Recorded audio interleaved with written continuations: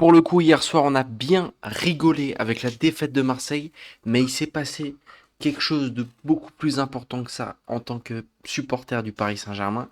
La grosse victoire à Aston Villa de Chelsea. Chelsea qu'on va rencontrer la semaine prochaine en Ligue des Champions. Donc c'est un club que depuis le tirage au sort, très clairement, on les suit et on regarde ce qu'ils font. Et c'était un club qui allait pas très très bien, qui était sur 3 matchs sans victoire en première ligue, une égalité contre Leeds dans les derniers de première ligue, une égalité contre Burnley, 19e de première ligue, une défaite à Arsenal dans la douleur en plus.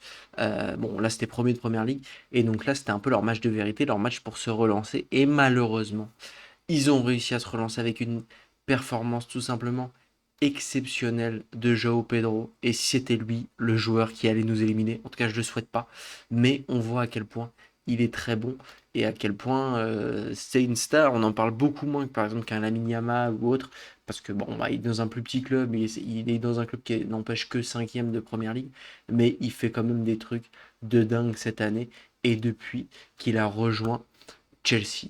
Bref, on va voir tout ce qui s'est passé. À tout de suite. Footix parisien pour vibrer chaque jour. Les couleurs de Paris, c'est l'amour toujours. Actu déchaîné, prépare-toi au détour. PSG, c'est la vie, la passion, le parcours. Yo yo yo petit frérot, Footix parisien, premier sur les news du Paris Saint-Germain. Et aujourd'hui, premier sur les news de Chelsea, parce que je crois que ça nous concerne, hein.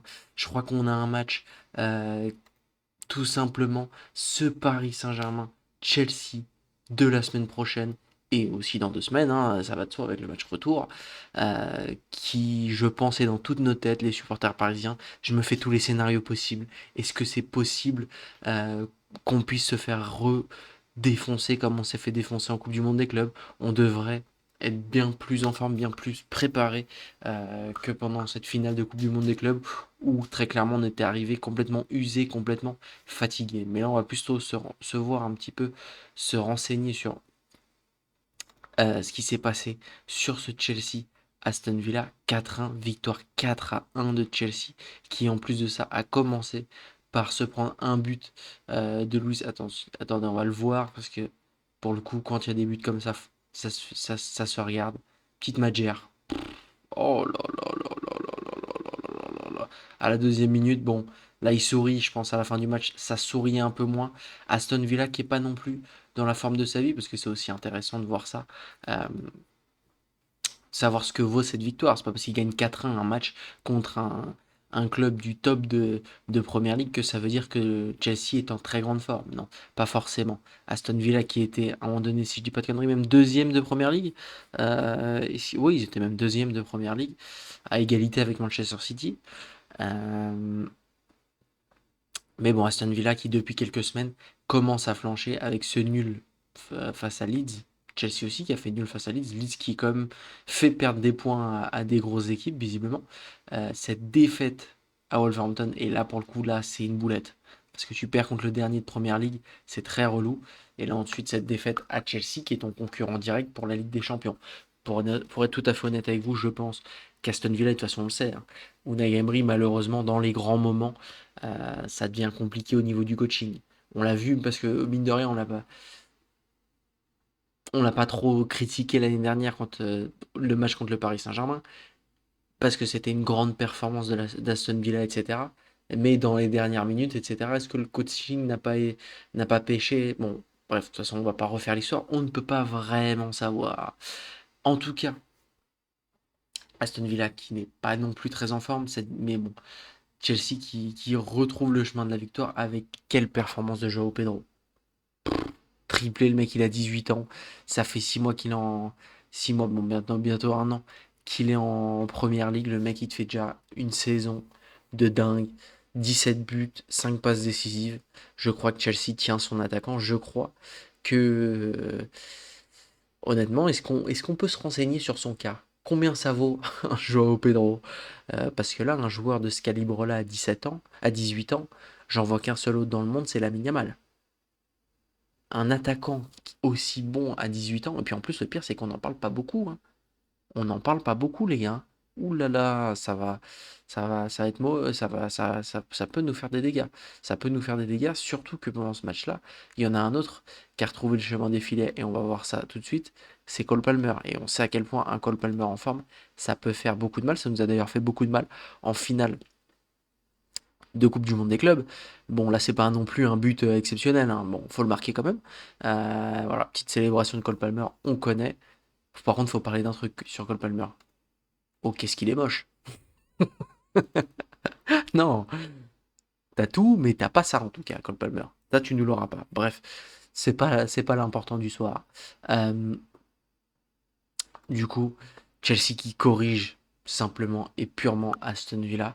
Et là où par contre c'est un peu plus relou, c'est que dans le jeu, ils ont complètement dominé la rencontre. 57% de possession de balle, 5 occasions de but à 2. C'est un match qu'a joué, hein. C'est un match qu'a joué. Moi, je vais pas vous mentir, j'ai regardé que le highlight de ce match parce que je regardais Marseille. Bon, je vous en ai fait une vidéo dédiée, n'hésitez pas à aller voir. Mais bon, quel plaisir ce qui s'est passé à Marseille. 15 buts à 9, 15 tirs à 9, pardon, 15 buts à 9, ça aurait été un match de hand à la rigueur. Quand on regarde le niveau des stats, très clairement, Chelsea a été devant Aston Villa sur tous les compartiments du jeu. Et comme on sait à quel point Aston Villa nous a fait du mal l'année dernière, faut quand même voir que c'est quand même une bonne équipe.